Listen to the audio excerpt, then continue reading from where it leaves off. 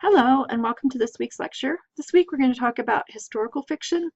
And as we mentioned when we talked about realistic fiction, historical fiction is books that tell real life stories, things that could actually happen. Remember, we made the distinction between things that could actually happen, things that possibly could happen, things that happen all the time, and things that were outside of the realm of things that could happen. So the dividing line between historical fiction, which is realistic fiction, and contemporary realistic fiction is generally said to be about 50 years, although for most children it's probably not that far back. You could probably make an argument for historical fiction for children that does not go back as far. If you think about it, at this point, most children who are most students who are graduating now were just born or not alive when 9/11 happened, which is really kind of crazy to think about. So why historical fiction? Besides just some people really just enjoying it. I noted that when we were talking in one of the discussion forums that I graded recently, many of you had mentioned, when I mentioned that I don't like realistic fiction, many of you have mentioned that you guys like historical fiction. That's also, I don't like contemporary realistic fiction, but I really do like historical fiction. It works for me. But what other reasons besides just enjoying it would you read historical fiction? It's a human face of history. It puts a face to all of those facts that we read and all of the textbooks and gives it a more human face. It creates empathy, as we talked about in realistic fiction. It can also be more engaging for students who might not want to read nonfiction. You can get them beginning to get engaged with the topic through historical fiction. It can spark their interest so they want to read to find out what's true and what isn't. I know I do this in books, but I do it also when watching movies. If I watch a biography of somebody or a historical a picture about a historical event, I often go back, and I tend to do it more for movies than I really should do it more for books. Also, I tend to go back and see what was true and what wasn't true. What did they add to make it a story, and what was actually true. Historical fiction can also provide a feeling of being there. By getting the details right, readers can get a feel for what it might have been like living in a different era. This Barham in 2005 suggested that the purpose of historical fiction is to immerse children in another era. I don't think that's the total purpose of historical fiction, but it's something that can happen when you're reading historical fiction. You can picture yourself in that era. Although I always think about where my ancestors came from, and I know that I would not be the king or queen in that historical era. I would be the servant that was cleaning out the kitchen. I would be, the person in the kitchen scrubbing the dishes, because we came from rather normal kind of way. We always think of ourselves, when we always put yourself in historical fiction, you think, oh, I'd be the queen and it'd be nice to wear all those fancy dresses. Well, I'd probably be wearing sackcloth and the, just having all the rags. But so it's kind of fun to picture yourself in a way. It's escapism, because you picture yourself in roles that you know that you probably wouldn't be in. Historical fiction can also provide a perspective that might be squashed by programs that are shut down in schools, such as the Mexican American Studies program in Tucson, Arizona. If you hadn't read anything about this was maybe 4 years ago, maybe 5 now. Time gets away from me. Haha, funny when we're talking about historical fiction, but there was a tremendous Mexican American Studies program in Tucson, Arizona, that was engaging the students of Mexican American background, and they were reading historical fiction and nonfiction and all kinds of material. It was a high school studies program that had opened up to Mexican American students more of their history, both in Mexico and America, because of the fights that have taken place across the border, the fact that it used to all be Mexico. You know, if you think about Texas and Arizona, that used to be kind of in the control of Mexico until we purchased it. So there's all these historical issues that are maybe not covered in traditional textbooks, that historical fiction, well chosen, can give us an idea of the fact that there's other histories out there. And things like this, a textbook that's not really that good. I found this as a screenshot, and I don't know what the original book is. Looks like you can see a little bit here along the side what it might have been, but the caption here is: the Atlantic slave trade between the 1500s and 1800s brought millions of workers from Africa to the southern United States to work on agricultural plantations, which is really a terrible way of describing slavery to people. Oh, it's a McGraw-Hill textbook. Evidently, I do have that in my notes, but I don't know which one. So providing diverse historical fiction can provide another perspective and a more accurate perspective to things that might be erased or kind of elided or kind of glossed over. This is more than glossing over. This is just a ridiculous statement in that book, but it can be, historical fiction can provide those other perspectives. So one of the things to consider when evaluating historical fiction, one thing you just want to know, is it a good story? You want a story that engages students. You don't want it to be didactic. You want it to tell a good story. Sometimes stories try too hard to get historical information in books, and it comes out kind of really boring. It really comes out didactic. Sometimes it starts out. I read the 14th Goldfish, and I thought they were mentioning Oppenheimer and Marie Curie because they were trying to kind of force this history into it. But actually, and I was thinking, oh gosh, this is kind of didactic, but I kept reading it. But in the end, mentioning those figures was essential to the plot resolution. So it gave me a little bit more. It wasn't actually historical fiction in and of itself, but it was. It involved historical figures without making it didactic. It did it in a creative way. Are books historically accurate and culturally authentic? You especially want to be concerned about this if you're thinking about using a book to introduce students to an era or a story, because you want them to understand. If you want to introduce them to the topic, you want the book to be accurate. And you also can talk to students about when a book is not accurate and you're just getting a feel for the period, and when it is accurate and you can learn something from it. So you just, my point is, you shouldn't just automatically assume that because it's historical fiction that they're going to learn something accurate about that historical period. You have to make sure that the fiction is well written. Does it have an author's note? And an author's note can be, this is not something that you have to have in it, but it can be valuable additions to the book, and it's a good idea to read them, and I'll have an example later on, but it often tells you how the book was researched, even what parts were changed. There's some books that are historical fiction because they've changed parts of what actually happened. It could be considered historical fiction if, a lot of times fiction books will add they'll add the possibility of a character, a made-up character meeting somebody real, and that's fine. But sometimes in an author note, I've seen that, they've condensed the appearances of that particular historical figure. Maybe they were, and I don't know why, but in order to comply with the timeline of the book, they had the person come in the city at a different time than they were actually in the city.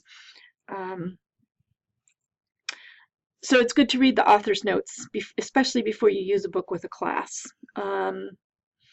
Take a look at the illustrations. Are they authentic culturally and historically? It's a good idea to read somebody who knows that era, and make sure that that the book is historically accurate.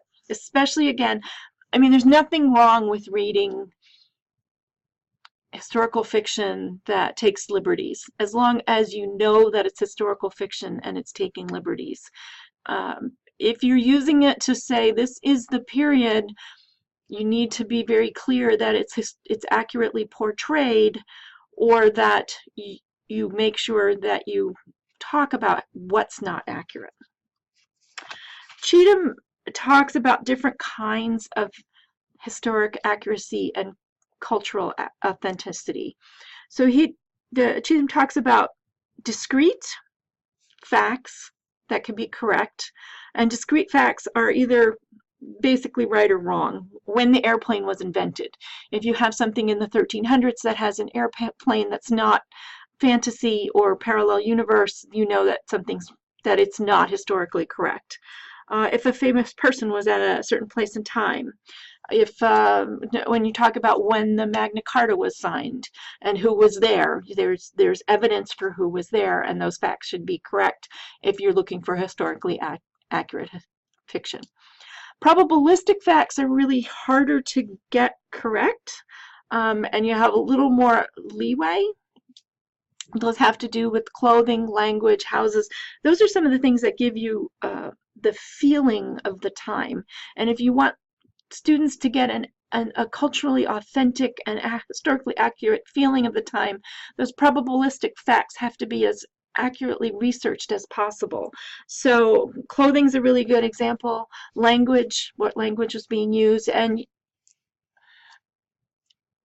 it can be hard because you're not obviously language sounded, not obviously, but it makes sense that the way people spoke in the time of the revolution was probably would not sound familiar to us the way we speak now, but it could be kind of hard to have a readable book if they try to transliterate actually put the language down the way it was spoken. So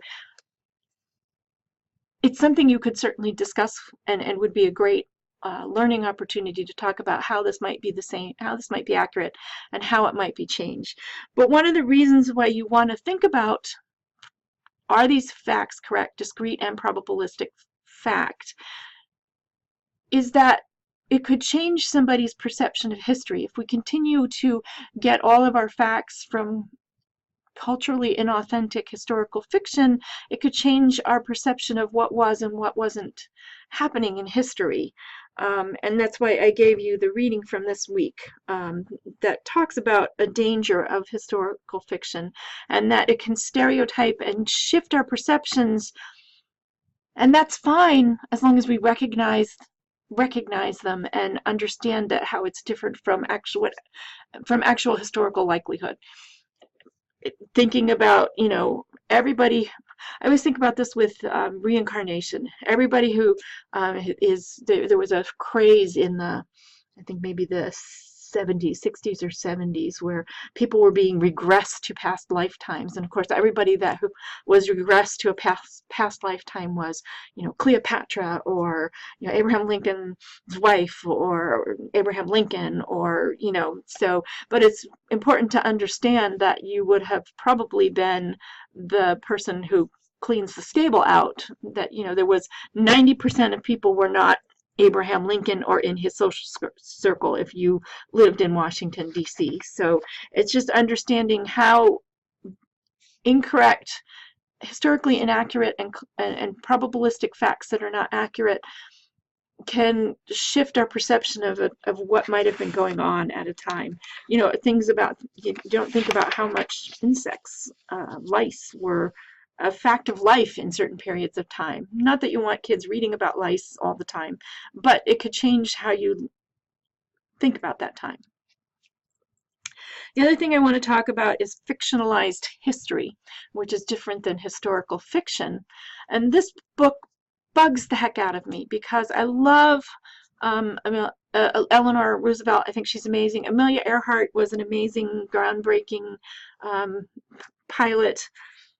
But this book, which includes some things that did happen, also includes things that didn't happen, that they made up. So it's explained in the author's note, but I just don't understand why this author chose to do this. And that's not really explained, I don't think, well in the author's notes. So it's based on a true incident. These two women meet, Eleanor and Amelia, for dinner at the White House. Amelia was invited. And they did fly over Washington, which is depicted in the book, but they weren't alone on the plane, which is how the book depicts it. Two male pilots actually flew the plane, and while they were in the cockpit, it wasn't just Amelia taking Eleanor Roosevelt up in the plane for a ride, which is what the book depicts. And another scene was added in which Eleanor drives Amelia around DC in her new car, which I feel, I mean, those things could have happened, and I think that's why she included them, but I feel like it diminishes these two women to not portray them as they were, as things actually happened, and to have a book that was fictionalized like this just bothers me. And I love Selznick. Brian Selznick is an amazing artist, and he has some great illustrations, which is why I think it annoys me even more. Another pitfall of historical fiction when you don't get things correct. This is an instance of, again, the stereotypes being promulgated even more. These are not, I don't think, as popular as they used to be. There was Dear America, My Name is America, Royal Diaries, and there were some concerns because of their diary format.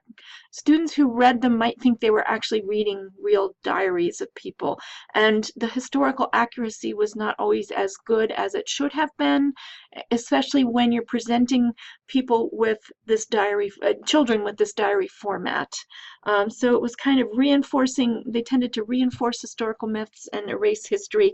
One particular one, you can read some good articles about the Carlisle boarding school. You know, Indian boarding schools were, for the most part, not positive experience for the Indians who were, the Native Americans who were forced into these schools. These books tend to portray them as positive experiences, and it just wasn't. There were horrible things that happened. People were, they were torn away from their parents, taken off the reservation, forced to cut their hair, forced to not speak their language. If they spoke in their Native American language, whatever that was, they were beaten. They were forced to speak English. They were forced to dress like like Americans, or like settlers or colonizers rather than Native Americans. So it was very disruptive and a bad experience. And this particular book has been critiqued by Native Americans as very damaging and enforcing stereotypes about this history and about Native American history. That's not good. It's especially troubling in a modern book. There's a lot of critique of Little House on the Prairie's negative attitudes toward Native Americans, which is kind of, it's difficult to deal with that because you know, a lot of people remember that book fondly, but when you read it in today with what we know today, it's really a very racist portrayal of Native Americans. And but it was a product of its time. This one is more disturbing because it's a product, it was more recently written, and the authors should try to more accurately portray and historically, culturally authentic experiences that these people had at Native American, at these Indian schools. Okay, so the next couple of slides, if you're interested in that article, you can find it by just typing in the name of the book, or I can send it to you. But the next couple slides, I'm going to just do what I usually do, is introduce you to a variety of books on historical books which cover not so much genres as different periods of time. So, for example, Civil War, Boys of Wartime. I don't know if these are still popular, but what I thought was interesting about this is it inserts a fictional young character into the Battle of Gettysburg. I read this before very soon before we went to stay in Gettysburg for a couple of days. So it was interesting having read it and then seeing the actual place and seeing how they actually inserted these fictional characters into an event that was actually happening. And I kind of remembered from the book, like, this was the farmhouse they were talking about that we went by, and this is where this happened. So it was kind of really interesting for me to see. And I think I haven't read a lot of critique of this, but this particular series, but just from my experience with the Battle of Gettysburg, it seemed like they did a fairly decent job of trying to capture trying to be historically accurate when they're putting the fictionalized characters into that position. This is a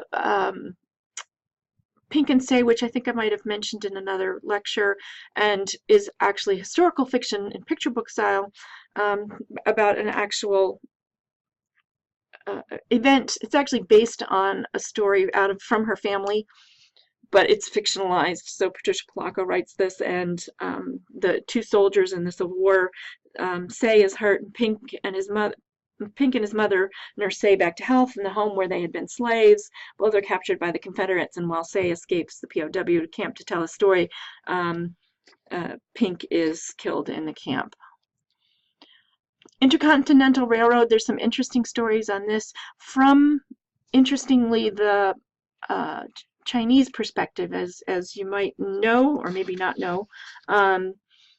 There was a lot of Chinese that were brought over, particularly to work, Chinese and Korean, Asian Americans, to work on the Intercontinental Railroad from the California side. And this picture book, Coolies, is amazing. It's a gorgeous picture book. It really depicts the relationship. Two boys come over to work on the railroad together, and it depicts how they interact and take care of each other as families. I just think that the illustrations are gorgeous. Here we have the brothers coming over. This might be, I think this looks like coming over on the ship. Here's they're working on the railroad. I love the illustrations, and I think that the illustrator did an amazing job. Here, one of the brothers has been buried in snow, and the other brother rescues him, and they look out for each other. So it's a lovely family, success, caring, hard work. And what's interesting is the Soon Pete, who was the illustrator, was born in South Korea and recently reconnected with siblings in Korea. He does a lot of research and travels to the locations that he illustrates in the books. And the author Yin was born in Brooklyn, but he was exposed to Chinese culture growing up, including attending Chinese school. So there's this idea of more authenticity, and the author and illustrator brings more of the culture. They're writing from inside the culture, this historical fiction. Lawrence Yep, same thing. And this one begins in China, in a village that has benefited from the success of Otter's uncle in the U.S. Otter's the main character. He's 12 years old, I think. And Otter's uncle was working on the Intercontinental Railroad. When he comes back, he's like a big man around the village, because he's been sending money and helping support the village. But when Otter actually joins his father and uncle in America, he's treated like every other, like immigrants were treated who weren't, especially Chinese immigrants working on the railroad. And you see prejudice they faced, and you can see them as real people. And two really interesting takes on Intercontinental Railroad. It'd be nice if you started with the picture book, and then, if you had an older class, you could start with the picture book and then match it with the older book that they could read, the historical fiction they could read. And then immigration, there's a ton of good books on immigration. This one is on Angel Island, which is basically the Ellis Island of the West Coast. They were detained there. Asian American immigrants were detained there until they could pass a test to prove that they were related to the sponsoring family. Only those, after 1888, there was a Chinese Exclusion Act, and only people who were related to those who already lived in the United States were allowed to come in. And so because of this, there was sometimes they had to take this test, and so some people who were not related were able to get into the country because they memorized facts about the family, which the immigration officials then asked. And those were called paper sons, because they memorized everything from paper. Even those who were family studied, because they might make a mistake, they had to get their stories straight. So it was kind of unfair to those who were actual sons. They had to also study and take these tests. And you compare, it's great to pair these with nonfiction. This is actually Angel Island by Russell Friedman, which talks about, has wonderful illustration, photos like this from the time, and it can be good to pair with. So that way you can kind of compare what was, if you put these two together, historical fiction and nonfiction, then you can kind of build that interest in them for finding out what was real and what wasn't real. Depression Dust Bowl, this is wonderful. I actually think I'll mention it again later in the poetry section, because this is historic fiction in verse, told from 14-year-old Billy Joe's point of view. This book won the Newbery Award 1998. And you can compare this with Ken Burns' documentary on the Dust Bowl to go along with this in a class. So that's the nice thing about historical fiction. You compare them with the nonfiction, and you can engage them. This gives the personalized stories. Although Ken Burns I watched that Dust Bowl, most of the Dust Bowl documentary. It was fascinating, and he gives very personalized stories. But historical fiction is another way to bring students into it. World War II. This is a couple of books that are really wonderful. These are YA. Codename Verity is an American. Codename Verity is hard to talk about because all of these feature female characters, usually have something to do with, they both have something to do with flying. And in one, there's a spy and in both of them, a plane is shot down and the pilots are stuck behind enemy lines. So in Codename Verity, you get two stories, and I can't tell you very much about it because both stories, you just can't, there's spoilers. If I tell you too much about it, I'll spoil it. Rose Under Fire, it's an American pilot who ferries planes, and most of what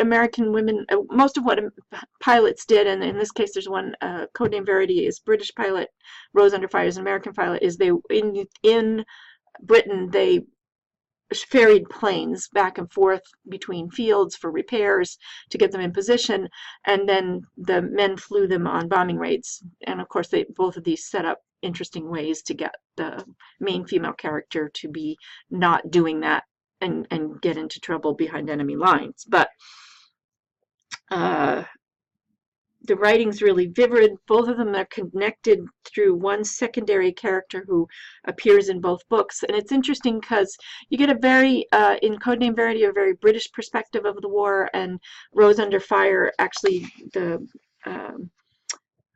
American pilot, it winds up in a concentration camp. So it's just a different kind of perspective that you get. Trail of Tears, this is a great book by Tim Tingle, who is Choctaw, and he brings home the risks of the Trail of Tears, which is where the Native Americans were forcibly moved off their land and across the country to new land, and many of them died. So it brings home the risks and the sufferings of Native Americans at the hands of the U.S. government while describing the strength of families and villages together. 12th century Korea, this is great. Linda Sue Park, and again, what I'm giving you here are trying to give you books that have been written by people within the culture. So Linda Sue Park is from Korean culture, and this is actually 12th century Korea, obviously, because it's historical. And that's the thing with historical fiction, it just helps to be from within from within the culture, because you can interpret, and there's things that have come down. You know, obviously 12th century Korea was very different from current Korea and you know, Korea in the past 100 years, but an understanding of the culture helps. So takes place in 12th century Korea. An orphan boy, Tree Ear, wants to learn how to make beautiful pottery. He's tasked with taking a vase to the emperor in order to help the potter get a royal commission. When robbers break the vases he's carrying, he takes a single beautiful shard to and convinces the emperor's emissary to give his the potter the commission, and then the potter takes him on as an apprentice um, to learn how to do this. Midwest, 1847, Louise Erdrich writes wonderfully about Native Americans, and this is the story of a 7-year-old Ojibwa girl, Omakayas, who lived in Lake Superior area around 1847, the only one to survive a smallpox epidemic on the island where her family lived. Introduces a different perspective of life in the same area as Little House on the Prairie, but one told from a Native American point of view. This is an interesting book. Al Capone Does My Shirts, 1935, Alcatraz. The main character is Moose Flanagan. His sister's autistic, and the family moves to the island of Alcatraz when his father gets a job on the island. And they move there because the mother wants to try and send the sister to a place to a school in San Francisco to get help, so this is the job he can get. So again, I'm going to Alcatraz. It's so interesting to walk the places. I actually did it before I read this book, but have been on Alcatraz. They have an amazing tour. That's the audio tour that they actually have interviewed people who actually lived and worked on the island, and you hear their voices on the audio tour. Sorry, I do love history. This was very popular a couple years ago. I assume it's still out there and popular. It's I Survived, and by Scholastic. They have different time periods, and they're also, evidently the kids really, really like these, and they also have true stories now, along with the I Survived fiction. And again, you can offer students who like the historical fiction, you can offer them the nonfiction in order to provide another perspective of what's going on. So this is really a brief introduction to historical fiction. It's a genre appeals to many readers, I think perhaps because it's a type of realistic fiction. It just happens to be set in the past. And a good historical fiction book can encourage readers to explore the facts, but your students should realize that not every historical fiction book is accurate or carefully written, and you should realize that too as you read. So that's it. I will see you on the discussion board.